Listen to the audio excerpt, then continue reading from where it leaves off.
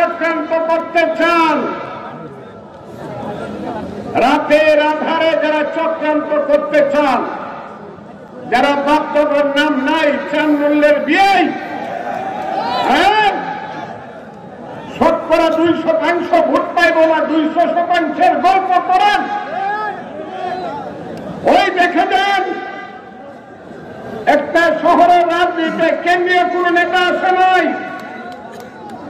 আমরা সব কিশোরগঞ্জের সন্তান, ঠিক নাকি?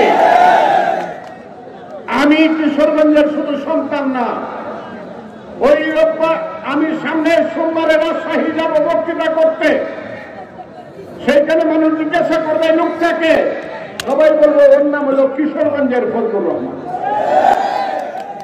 আমি লালদিঘি ময়দানে বক্তৃতা করি, চট্টগ্রাম মাদ্রাসা ময়দানে বক্তৃতা করি, ঢাকার মানিক মিয়া এগনিতে বক্তৃতা করি, আমি খুলনার হাদিস পার্কে বক্তৃতা করি, আমি রাজশাহীর মোহন পার্কে বক্তৃতা করি।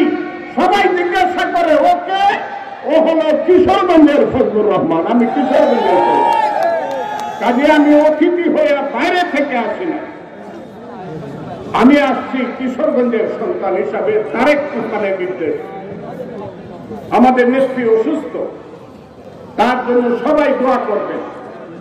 আল্লাহর রহমতে উনি সুস্থ হয়ে আসছে, বাংলাদেশের 50% সমস্যার সমাধান এমনি হয়ে যাবে। আমি আজকে বলতে চাই বন্ধুরা,